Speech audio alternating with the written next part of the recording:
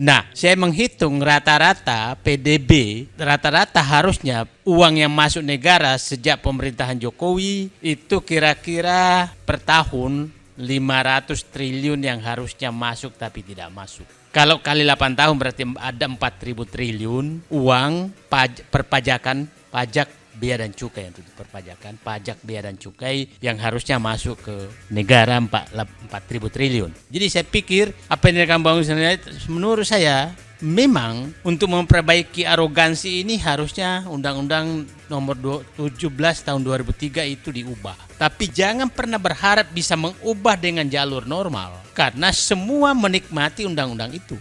Nah, oke lah, saya menghitung sederhana lah. 4.000 triliun itu uang melayang, anggaplah 50% kembali kepada wajib pajak yang harusnya dia bayar, tapi dia nggak membayar karena terjadi. Mungkin 30% kembali kepada dinikmati oleh konsultan pajak dan kawan-kawannya. Mungkin 20% adalah dinikmati beredar di petugas pajak. Kira-kira Nah, ya perkiraan saya begitu. Tapi yang 30% itu mungkin buzzer juga kebagian di situ gitu.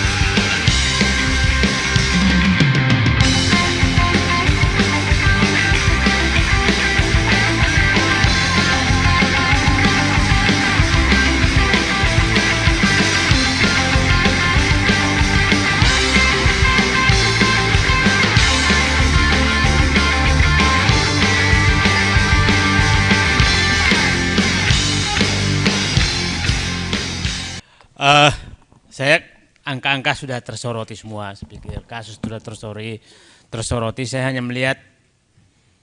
hanya menambahkan perhitungan saya, Bang Ihsan, tentang Mahfud menyatakan 300 triliun untuk kecil, saya juga menganggap kecil sekali.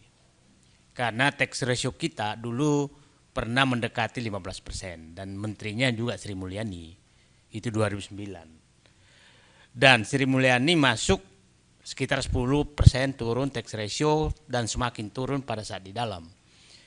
Jadi saya hanya menghitung seandainya Sri Mulyani, sekarang saya selalu menyatakan saya masih punya Menteri Keuangan tapi tidak punya Sri Mulyani. Kalau masih Sri Mulyani Menteri Keuangan dan berhasil mempertahankan tax ratio pada saat dia Menteri Keuangannya SBY, berarti ada penurunan tax ratio rata-rata 5%. Sekarang dengan PDB mendekati 2.000 triliun, setiap 1% itu nilainya 200 triliun. Jadi kalau turun 1% itu hilang 200 triliun. Kalau 5% turun berarti ada 1.000 triliun. Bukan hilang sebenarnya, uang itu harusnya masuk tapi tidak masuk. Nah, saya menghitung rata-rata PDB, rata-rata harusnya uang yang masuk negara sejak pemerintahan Jokowi itu kira-kira per tahun 500 triliun yang harusnya masuk tapi tidak masuk. Kalau kali 8 tahun berarti ada 4.000 triliun uang perpajakan, pajak, bea dan cukai untuk perpajakan, pajak, bea dan cukai yang harusnya masuk ke negara 4.000 triliun. Padahal sejak Presiden Jokowi sudah 2 kali melakukan tax amnesty, berkali-kali menaikkan pajak, tapi berkali-kali juga memberikan fasilitas pajak kepada orang kaya. Jadi orang kaya tax amnesty, ya macam-macam, pembebasan pajak, mobil, pajak orang kaya, PPNBM dihilangkan, tapi pajak orang miskin dinaikkan. Jadi memang ya itu yang terjadi dan menterinya sama. Jadi saya memandang awalnya saya pernah hampir 5 tahun sama Bu Sri Mulyani, saya selalu kagum mendengarkan ininya, wah ini hebat nih. Sampai saya pernah kagum sekali Bang Fuad pada saat rapat keras sekali di rumah Wakil Presiden Yusuf Kala.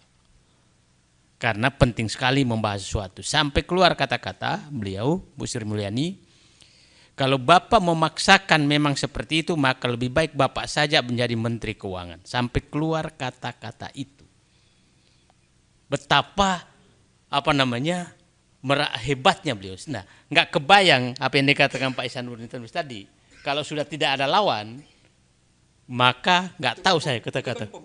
Betul, maksud saya entar dulu. Jadi kalau Anda kan menyatakan kalau tidak ada lawan begitu kata-katanya, apalagi nggak ada lawan gitu kan. Nah, sampai saat itu, masuklah kita melihat apa penyebabnya ini terjadi semua. Saya pikir adalah penyebabnya adalah memang Undang-Undang Keuangan Negara 2003, Undang-Undang Nomor 17 2003, yang sebenarnya saya katakan negara ini presiden, wapres tidak ada itu nggak ada masalah, tapi menteri keuangan tidak ada itu masalah besar, karena betul-betul kewenangan mengeluarkan uang 1 rupiah itu hanya menteri keuangan.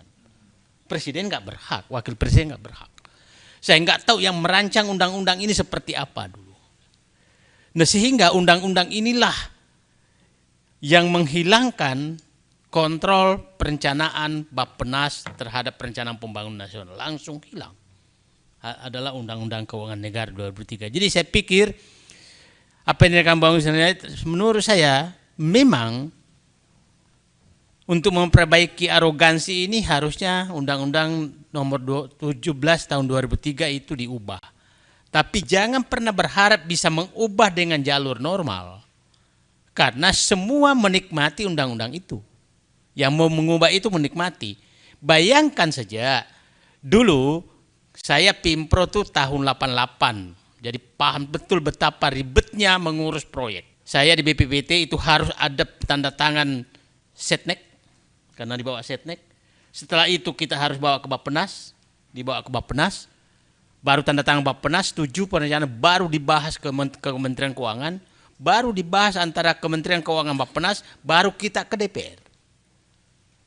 Sekarang tidak ada tuh bahasan-bahasan itu. Nah, sekarang yang menikah betul-betul ya saya pikir adalah anggota DPR. Anggota DPR menikmati betul bagaimana merencanakan anggaran. Karena saya bagian pembahas anggaran pada saat itu, mohon maaf aja, itu antara kepala BKF dan ketua Banggar itu semua bisa diselesaikan dengan gampang. Nah, sehingga jangan berharap bahwa undang-undang ini bisa diubah dengan jalur normal, karena mereka saling menikmati bagaimana membagi-bagi uang ini. Nah, sehingga menurut saya Pak Fuad memang saatnya kita pikirkan ini kan yang terbongkar baru pajak, Pak. Bagaimana kekuasaan direktur utang, yang utang negara kan ditentukan memang jumlahnya di DPR, tapi hasil pembahasan dengan Kementerian Keuangan. Tapi dari mana asal utangnya, berapa bunganya, pengembalian seperti apa, itu hanya Menteri Keuangan. Tidak ada yang mencampuri apapun.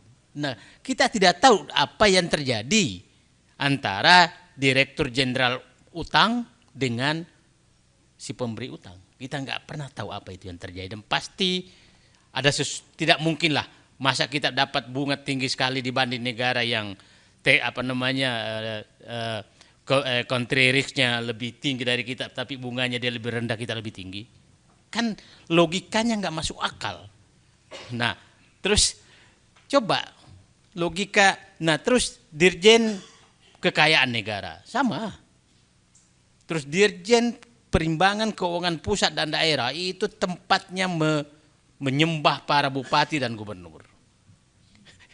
Nah, jadi memang menurut saya ini lapangan banteng ini betul-betul tadi kan pajak, bea dan cukai. Nah, saya katakan apa yang dikatakan Pak, saya kembali ke angka, saya menyatakan sejak pemerintahan Jokowi perkiraan saya ada potensi penerimaan negara minimum 4.000 triliun yang tidak masuk ke negara. Itu dari asumsi tax ratio yang turun. Nah, padahal sudah ditambah dengan tax amnesty. Nah, sekarang uang itu kira-kira ada di mana? Nah, problemnya adalah definisi korupsi menyatakan bahwa kalau merugikan negara, maksudnya uang itu sudah masuk kas negara baru diambil oleh seseorang atau kelompok orang baru dianggap korupsi. Masalahnya pajak dan cukai ini belum masuk. Jadi pembuktiannya adalah hanya gratifikasi. Nah, oke lah, saya menghitung sederhana lah. 4.000 triliun itu uang melayang, anggaplah 50% kembali kepada wajib pajak yang harusnya dia bayar, tapi dia nggak membayar karena terjadi mungkin 30% kembali kepada dinikmati oleh konsultan pajak dan kawan-kawannya. Gitu kan. Mungkin 20% adalah dinikmati beredar di petugas pajak. Kira-kira, nah ya perkiraan saya begitu. Tapi yang 30% itu mungkin buzzer juga kebagian di situ gitu. jadi influencer dia kebagian di situ. Jadi nggak ngambil dari bagiannya pajak, tapi mungkin ditugaskan yang pernah bernegosiasi dengan pajak. Yang aku undang kemarin malam itu tugasmu membereskan gitu kan. Nah, karena setelah itu serangan buzzer ke saya naik sekali, meningkat sekali terhadap akun saya tuh. Wah, dan rajanya buzzer keluar. Wah ini cair sebenarnya nih. Jadi sepertinya pertemuan malam itu memberikan kode kepada para yang pernah bernegosiasi dengan petugas perpajakan tuh pajak dan cukai, menyatakan nama-nama yang aku undang malam ini tolong diperhatikan. Kira-kira itu kodenya itu. itu kode malam itu, karena kalau negara ini mau diperbaiki sebaiknya yang diundang tuh Ihsanuddin Nursi gitu. Bukan yang buzzer itu yang diundang. Jadi ya udahlah, selamat menikmati negara buzzer yang sekarang komandannya dulu kan dikatakan dari Merdeka Utara. Sekarang sepertinya pindah ke lapangan Banteng. Nah, jadi konkret ini. Nah, itu lebih konkret. Kalau Merdeka Utara kan masih lewat tangan orang. Kalau sudah lapangan Banteng yang mengambil kendali, maka insya Allah tanda kutip ya. Ini para buzzer lagi menikmati bahwa ini Presiden Jokowi, rezim Jokowi semakin konkret untuk surganya para buzzer. Terima kasih. Ya, luar biasa. Jadi makanya kalau lihat buzzer berkicau lagi, berkotek lagi, itu berarti musim hujan tiba ya, hujan duit lah gitu.